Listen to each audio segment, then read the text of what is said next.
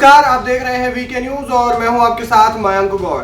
राजस्थान में मतदान शुरू हो चुके हैं। 200 में से 199 सीटों पर वहां पर मतदान चल रहे हैं और इस मतदान में 5 साल बाद इस लोकतंत्र के महापर्व में 1862 उम्मीदवार राजस्थान में अपना भाग्य आजमा रहे हैं। कौन जीतेगा, हर एक सीट पर किसकी सरकार बनेगी, ये देखना दिलचस्प होगा, क्योंकि राजस्थान में एक जो मिथक है वो इस बार तोड़ने की कोशिश कांग्रेस कर रही है। वही जो है बीजेपी वापस सत्ता में वापसी करना चाहती है। लेकिन मतदान तो शुरू हो चुके हैं, लेकिन राजस्थान में अंतिम रैली जो देवगढ़ में हुई उसकी हम चर्चा कर रहे हैं। उस पर प्रधानमंत्री मोदी की वो अंतिम रैली थी और उस रैली में एक क्षण ऐसा आया जब प्रधानमंत्री मोदी भावुक हो गए। जी हां, लेकिन सवाल यह है कि प्रधानमंत्री मोदी भावुक क्यों हुए। दरअसल राजस्थान का राजसमंद जो इलाका है उसमें देवगढ़ में वो रैली कर रहे थे और इस रैली में भरी भीड़ थी। बहुत बड़ी संख्या में जो है वोटर्स आ रखे थे। बीजेपी के जो कार्यकर्ता है वो वहां पर मौजूद थे और बड़ी जनसभा थी कुल मिलाकर। तो उस भरी जनसभा को प्रधानमंत्री मोदी संबोधित कर रहे थे और इस जनसभा को संबोधित करते हुए उनकी नजर व्हील चेयर पर बैठे एक बुजुर्ग पर गई। पहले से वो जोरदार तरीके से अपना भाषण दे रहे थे, लेकिन जैसे ही उनकी नजर व्हीलचेयर पर पड़ी, प्रधानमंत्री मोदी कुछ क्षण के लिए वहां पर ठहर गए। उन्होंने बुजुर्ग को प्रणाम किया और देखा गया कि जब उसके बाद वो जब अपना भाषण आगे उन्होंने शुरू किया तो वो थोड़े से भावुक हो गए, उनका थोड़ा सा गला भर आया। आखिर कौन है व्हीलचेयर पर बैठे ये बुजुर्ग और प्रधानमंत्री मोदी उनको देख करके भावुक क्यों हो गए? आपको बता देते हैं कि ये जो बुजुर्ग है उनका नाम है धर्मचंद देरासरिया। धर्मचंद देरासरिया 95 साल की है और 95 साल के उम्र में उन्होंने प्रधानमंत्री मोदी की ये जो जनसभा थी देवगढ़ में उसमें इच्छा जताई जाने की और उसके बाद उनके जो सुपुत्र हैं वो उन्हें व्हीलचेयर पर बैठा करके इस उम्र में उस रैली में लेके गए। तो धर्मचंद देरासरिया जो है वो करीब करीब 95 साल के हैं, जैसा हमने आपको बताया, और 60 साल से यानी कि करीब 6 दशकों से वो आरएसएस के एक सक्रिय कार्यकर्ता रहे हैं। जब 1948 में महात्मा गांधी की हत्या के बाद जब आरएसएस पर बैन लगा दिया गया था तो उन्होंने इस बैन की लड़ाई में भी खुलकर अपनी प्रतिबद्धता दिखाई, खुलकर उन्होंने भागीदारी दी और इस लड़ाई में जब आरएसएस पर जब बैन लग गया था तो इस लड़ाई को लड़ते हुए वो जेल भी गए कई बार और इस वजह से उनका नाम है बहुत ज्यादा राजस्थान में, राजस्थान के देवगढ़ में। इसके अलावा उन्हें जो आरएसएस की शाखा है वो उन्होंने शुरू की थी और इस उम्र में उसके बाद जब वो जनसभा में पहुंचे, प्रधानमंत्री मोदी की नजर उन पर पड़ी, बार बार वो उनको देख रहे थे। एक बार वो अपनी नजरें इधर उधर घुमा लेते जनसभा को संबोधित करते हुए, फिर उनकी नजरें उन्हीं व्हीलचेयर पर बैठे बुजुर्ग यानी कि धर्मचंद देरासरिया पर टिक जाती और इस तरीके से वो भावुक होते हुए उन्होंने कई बार उनकी तरफ देखा, उन्हें उनकी तारीफ भी की कई बार कि इस उम्र में रहते हुए उन्होंने जो है क्या कुछ किया है। साथियों,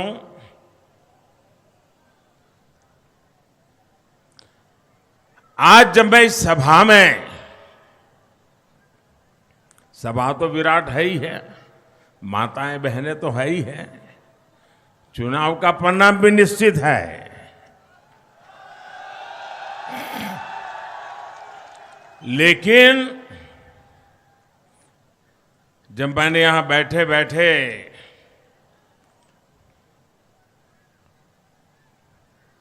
श्रद्धेय देरासरिया जी को देखा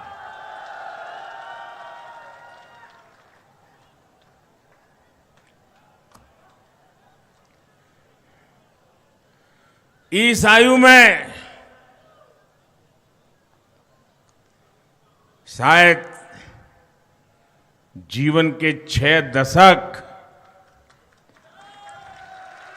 देरासरिया जी ने इस विचार के लिए खपा दिए हैं।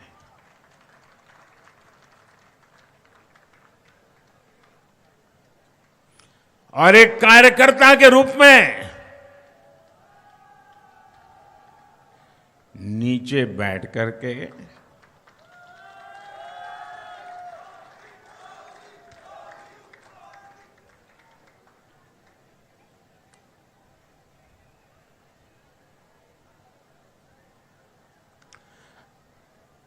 हम सबको आशीर्वाद दे रहे हैं।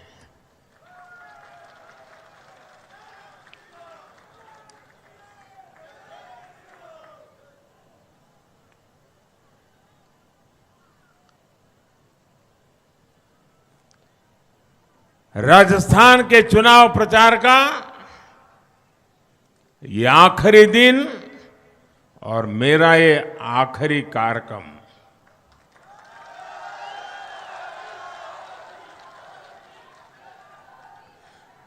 और पूरे अभियान को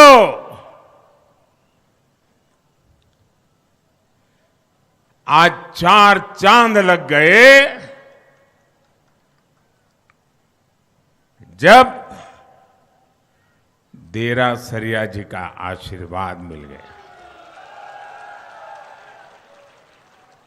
तो ये एक बहुत अहम बात है और यहाँ पर प्रधानमंत्री मोदी भावुक हो गए थे धर्मचंद देरासरिया को देखते हुए। ये वो बुजुर्ग है और इसके बाद आपको बता देते हैं कि जनसभा को संबोधित करते हुए जिस तरीके से वो भावुक हुए, वो राजस्थान में प्रधानमंत्री मोदी की ये जो चुनाव है, इस चुनाव के लिए आखिरी जनसभा थी, क्योंकि वहां पर इस वक्त मतदान शुरू हो चुका है।